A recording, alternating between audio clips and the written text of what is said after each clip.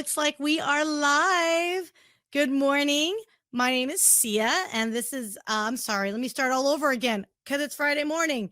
My name is Syya Yasotornrat. And I'm Erin Gregor. And we are the co-hosts of the Afterglow LinkedIn Live Recap Podcast. And guess what, you guys? I felt like having a little fun today, and we are broadcasting live on Facebook as well. So, surprise. Erin and I are the co-founders of Innovation Media Enterprises. We are also the co-hosts of Innovation Calling Podcast. So if you want to learn about all things about emerging technology, thought leaders, awesome entrepreneurs, etc., we are there to talk about that. So let's talk about Afterglow. What are we recapping?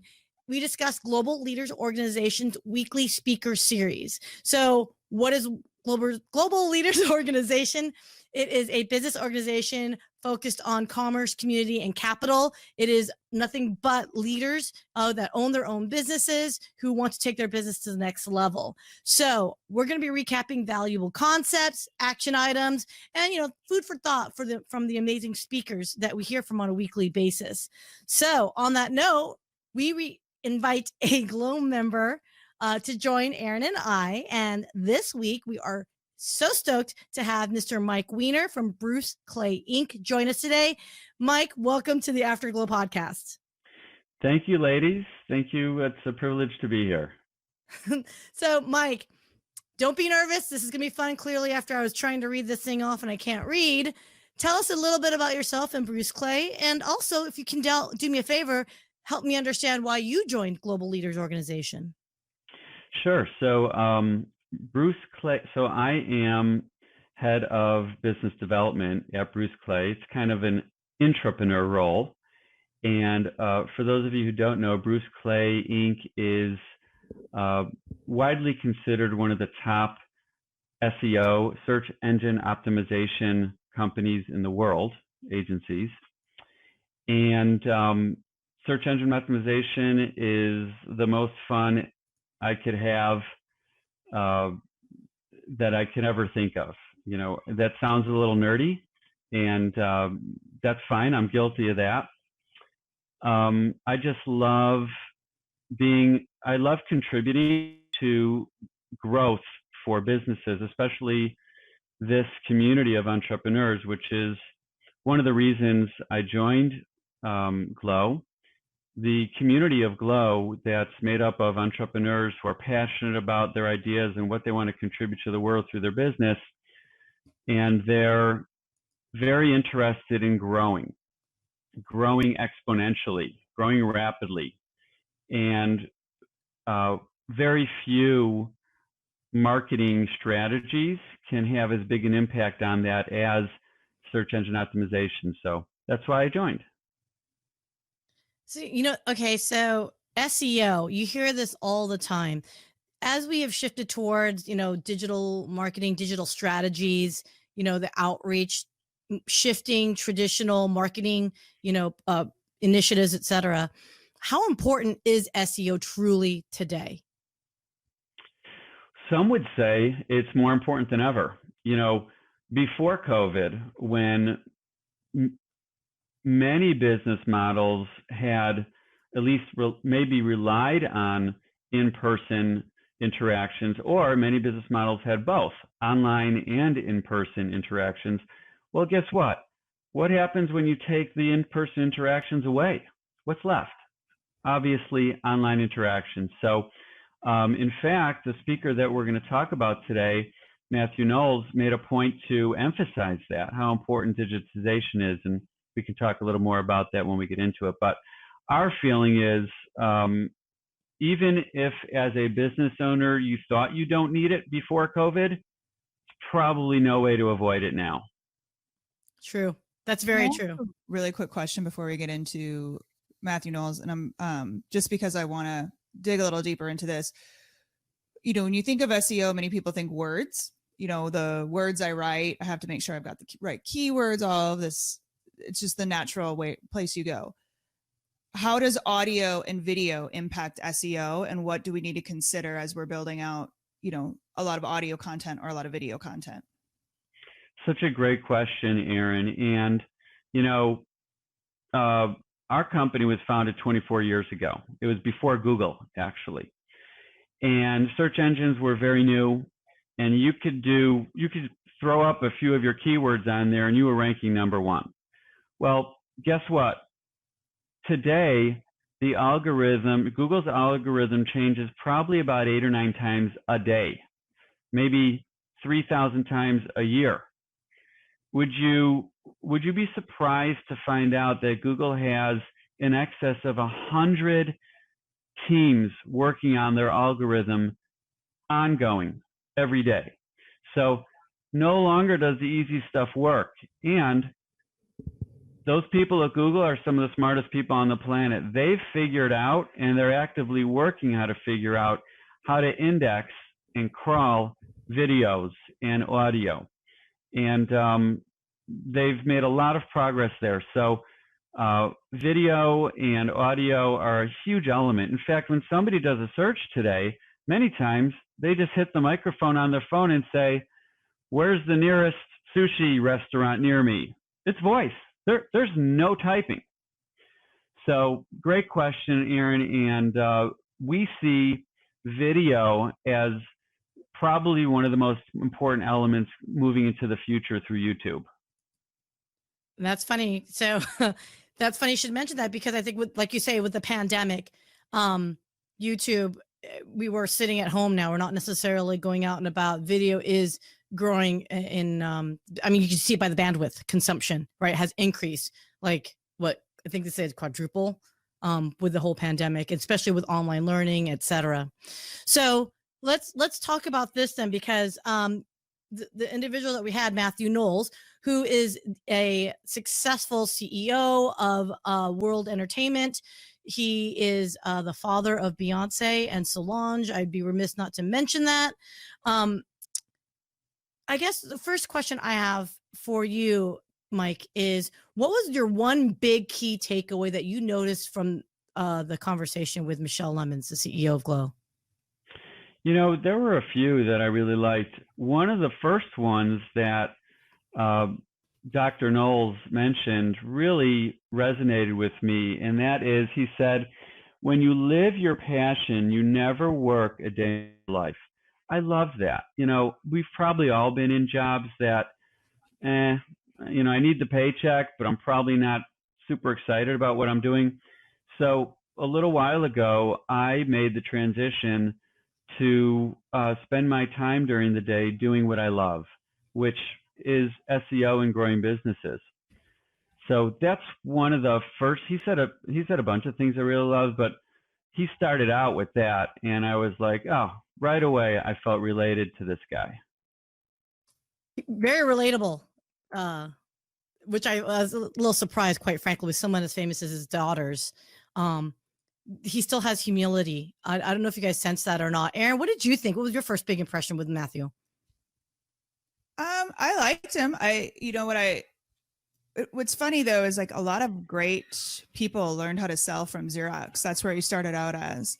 But I thought, you know, just, it's not a matter of, well, I don't know this industry or I don't know this. A lot of skills that you learn really can transpire. And he learned how to sell and then moved into the music industry and built, you know, Destiny's Child. So that was, I thought, really cool too. It wasn't, well, I've never done this before, so I can't do it. It was, okay, I've done it over here, so how do I figure it out and learn a new industry and, you know, do something different? Yeah, no, I thought it was interesting. I think if you are a salesperson, you can sell anything, right? Theoretically, right? And I think when they mean that statement is understanding the gap in the marketplace. So for him at that time, he had talked about when he was forming Destiny's Child. I forgot the name of the band originally, but in 1996. Oh, I'm sorry. No, sorry. I thought you were asking something else. Go ahead. Oh yeah, no worries. So it was he just saw that there was a gap in the R&B world with bringing back the evoking the Supremes, right? And that's what the Destiny's Child group was, kind of the vibe that they were going with, and how he leveraged the strengths of the singers, obviously his daughter's, you know, presence as well, to kind of tap into that empty space in the marketplace. And that was, again, mid-90s, right? And if you guys remember the mid-90s, it was a lot of baggy clothing, and which I actually kind of like on women, but it wasn't as I don't know what to describe it as. There was definitely a need, I guess, for the look of Destiny's Child and sound. So he kept saying this word harmony in team and teamwork. When we're talking about harmony in the corporate setting, what do you guys think what he means by that? So Matthew, I'll let you answer that one first. It's Mike. I'm sorry, Mike. Sorry. I knew who you meant. I don't think Matthew's with us. You know, I really liked what he said about harmonized teams, and I really understood it, and it really related to my personal experience. What I heard him say was, a unified team puts aside their differences and work together, but a harmonized team values their differences. What I really liked about that was, you know, you can have a lot of smart people in the room, and if they're the same, they're all redundant. You have a lot of smart people in the room who have diversity in, you know, how they approach things. To me, that's much more valuable. They value their differences. Ooh, I like that point. Erin, you've been in groups where you've had similar successful teams and not so successful teams. What other traits did you see that successful teams had?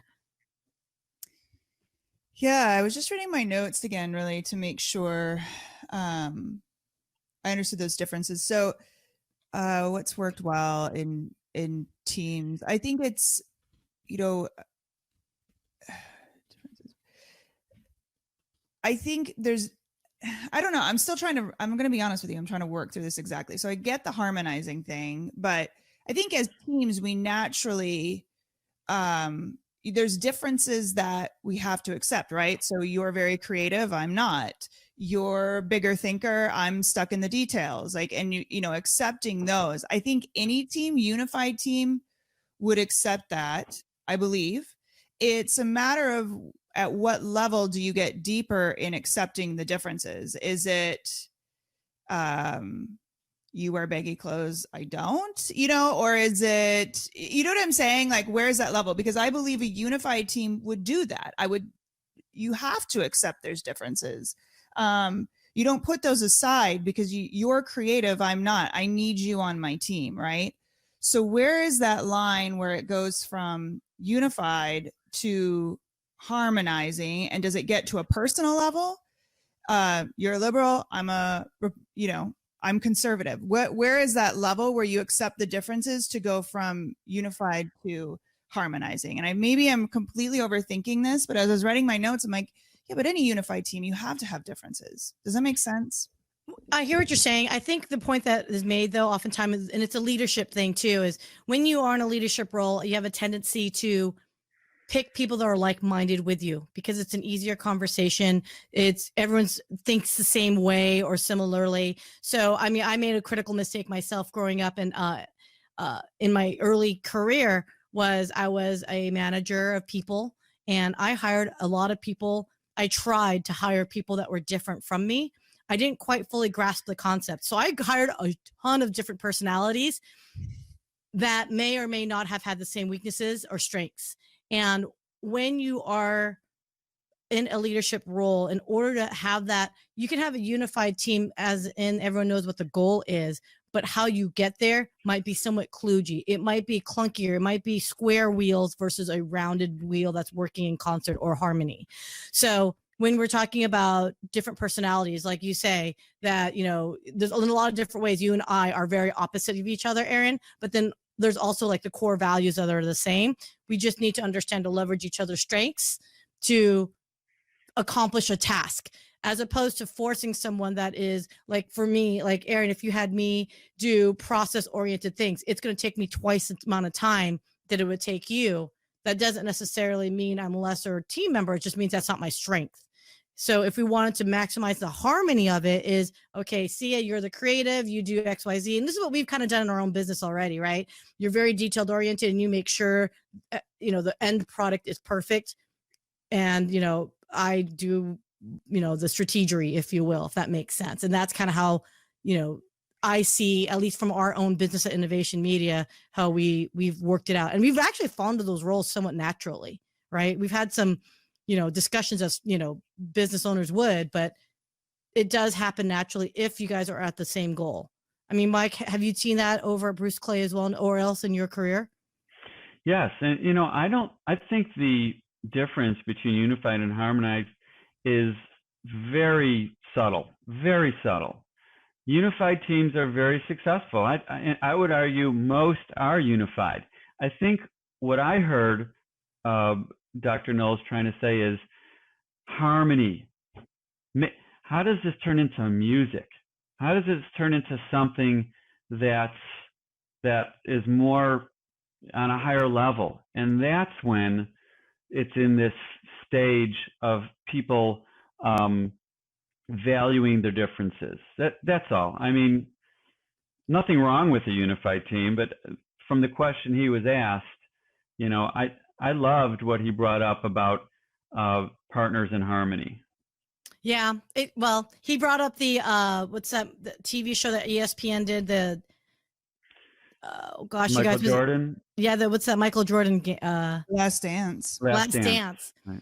So, me as a Bay Area person, I was thinking of the Warriors as well, right? Like when you have that magic bullet, right? The team is just working in fluid motion. That's harmony, right? That's where everyone's got their roles and it's all coming together in like a very pleasing aesthetic, whatever it might be, or the end result. So he made a question here about leaving corporate America to start on his own. And making it his own. Question for you. Your position is very entrepreneurial. So Mike, do you think larger businesses need to pay attention to giving that entrepreneurial spirit from a corporate perspective, and then also as a business leader to embrace, why do people leave companies and start their own business? And what do you think businesses should do, corporations do, to keep those entrepreneurial spirits, but leverage them to maximize, way? Yeah, I mean, look at Xerox. That was I would probably describe it as regimented. Erin made the good point. We hear today of a lot of super successful people who came from Xerox. One in my area, I'm in Texas, is Ross Perot. Oh, yeah. So, there's benefit to both. Xerox needed a very regimented process, very successful. Do it this way. This is how we're doing it. Do it this way, and we're going to dominate. And they did great. But then you look at the culture of maybe Google. Google hires the top minds that they can find, and then they give everybody assigned like free time, so they can, explore ideas and pursue ideas that the company will benefit from. A lot of the products and services we see from Google came from this exercise. So I don't know that there's one way that's better or worse. It's what's better for you. Some people like that formatted process. It's not for me. It's probably not for most of the people who are members of GLO. That's true. Erin, you're such a serial entrepreneur, but you've also had a very lengthy experience in corporate. Why do you think entrepreneurial world is so much more attractive than the stability and safety of working for the man, if you will? Sorry, I'm trying to think of the quote, like you can spend all your days building someone else's dream, or you can build yours. I mean, that's kind of the one quote I think of. What are you building it for? And having that ultimate end goal, I think, is the big one. Yeah. And I think as we emerge as entrepreneurs as well, is really honing in on our leadership skills. He pointed out a couple bullet points, you guys, that I want to tie it back and forth. He had mentioned, to be a very good leader, a strong leader, you need to be very clear on your goals and objectives. You need to inspire and motivate the team. You have to listen to the team, and you also have to communicate with the team. And he said it over and over again. It's not about talking. It's about listening to the team and holding the people accountable for their behaviors, also yourself. So having integrity. And then also, I love this quote from him. He's so quotable. He's talking about his definition of ego. Ego is the anesthesia that deadens the pain of stupidity. You guys, what did you think of that? Anesthesia that deadens the pain of stupidity is his definition of ego. Erin, what do you think of that? Again, just reading. Yeah, I mean, I agree with it. I don't know what else to say about it. Yeah. That's all right. Mike, what did you think of that? Because I see you nodding your head. I really loved that quote. You know, here was a guy, possibly like Michelle Lemons pointed out, possibly one of the most recognized brands in the world in Beyonce. You know, he has a lot of good reasons not, you know, to have a big ego. And you just heard the humility in him, like you were saying, Syya, earlier. You just, in his space was humility. And I really loved that, helping remind us that our egos can be our biggest enemy most of the time. So I really love that. And you also brought up listening. You know, I think somebody asked him about leadership, and his response was, listen more than talk, you know, essentially was his response. I love that. And he made a comment like, leaders should allow themselves to listen to the vibe that's in the space from their team around them. You know, I also agree. Listening is probably a more powerful access to leading people is through listening to them, not through talking and disregarding what they have to say. Listening is such a hard, it's such a hard skill to master, right? Because I think we all intuitively think, I'm listening, I'm hearing you, Mike. I don't understand why you're not believing what I'm saying. So what is it about listening that, do you think, it's not just hearing? What other steps do you think is part of the listening process? Well, I think what you just pointed out is really the challenge of listening, because most people are listening to what their head is saying about what you're saying. They're not actually listening to what you're saying. They're listening to what they're saying about what you're saying. That's not listening.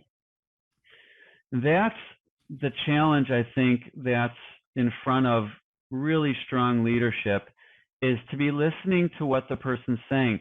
Not only their words, their body language, their energy level, their stress level, their commitment. There's so much in the unsaid that I think is available through really powerful listening that can shift somebody. And my experience of leading people is sometimes people just want to vent, get it out. They just really want to be heard. They want to be gotten, that somebody understands them, which essentially is just listening purely to what they're saying, not what you're saying about what they're saying, just listening to them, having them acknowledged for their commitment. And then once they're acknowledged, they feel more powerful to get and do what there is for them to do. And that gets out of the way. Their obstacles get out of the way once they get it out. I just had a random thought, Mike, that when you were saying that. So in the context of SEO, right? So to be found, to be heard, do we have that ability from a digital perspective? Because it's a one way, right? Like from a mechanical deliverable perspective, what content we put out, whether it's audio, video, or written, is pushed out. We don't have that reciprocation necessarily that's immediate. It's delayed. Do you think, I guess it's just kind of throwing out like how our marketing and how our communication with maybe with social media is what I'm thinking of. Are we going to have to learn to communicate differently? When I say that, I mean, have different expectations of that listening response. If we're looking in a conversation like you and I are talking right now, it's an immediate response, right? I could see you nodding your head, not nodding your head, or scowling or smiling. Do you think we're going to have to learn as a society how to shift for that delayed response when we're communicating with each other? Or am I just kind of going off on a tangent again? Well, listen, I think, in my opinion, anything can be resolved through a conversation, and authentic conversation. You know, a lot of the social unrest that we're seeing now is probably because of a lack of communication. But I do want to get back to what you started with around SEO. If you think about it, what's the first step to the SEO process? That's somebody typing in a query, isn't it? It's somebody proactively typing in letters, or, you know, voice search or video, whatever it is. They're looking for something and they're expressing it. So over time, Google's working on delivering exactly what that query is looking for. And that takes something. This is all artificial intelligence, isn't it? Yeah. You know, for example, if somebody types in the word cars, are they looking for the movie? Are they looking for automobiles? If somebody puts in hammer, are they looking for a tool? Are they looking for MC Hammer? So this is what the brightest minds in the world at Google are working at all day long. Listening. It's a digital listening. Really good tie-in there, Syya. Thanks. I try. So I did want to, we are kind of getting close on time here, and I did want to mention one thing that I thought was lovely that he did mention it. He is going through a health challenge in his life. And I'm wondering, so he has male breast cancer, and he's gone through it. He caught it early, it looks like, and he's working through it. But he did say this other quote that I love: if you don't have health, you won't have wealth. And when someone else, I believe it was Jonathan Anderson, asked, you know, what, or no, I think it was Sergio, you know, or I forgot which one, had mentioned that they were, how do you define success? And, you know, what they're doing. And I thought it was interesting that he said, for me, success is not monetary. It's not a tangible thing. It was having his health and having the humility to kind of be a better person. And he used the word integrity a lot. What do you think, as far as from a health perspective, could we all be doing better as business owners? Yeah, I really loved that point. You know, we can make money, we can lose money, then we can get it back. You know, once you lose your health position, there's no changes. There's no getting it back. So I was so glad he made that point. I like to think I live a healthy lifestyle. And us as entrepreneurs, as business owners, as leaders, I think we have a responsibility to be healthy, to show an example to our team, to live a healthy life, and to be available, to be in full strength, to be in a healthy mindset, to lead our team in the strongest way possible. That's awesome. Erin, I know you take really good care of yourself. So what are your thoughts on that? I've had my moments. No, I mean, I think it's the most important, you know, like right now with, you know, even COVID, the best thing you can do to have an impact is to take care of yourself. Like, eat healthy, go out and exercise. And, you know, I don't like the culture sometimes of entrepreneurs, because it's like hustle and don't sleep and, you know, Red Bulls, and it's so dangerous. It's absolutely dangerous. And I am not at my peak when I'm tired. I'm not at my peak when I'm not meditating. I'm not at, like, I can tell you, like, if I'm off, I can go through, okay, well, have I worked out? No. Have I been eating crappy? Oh, yeah. And I can just like check these boxes and can 100% correlate it to how I feel. And it's so much, not just mental.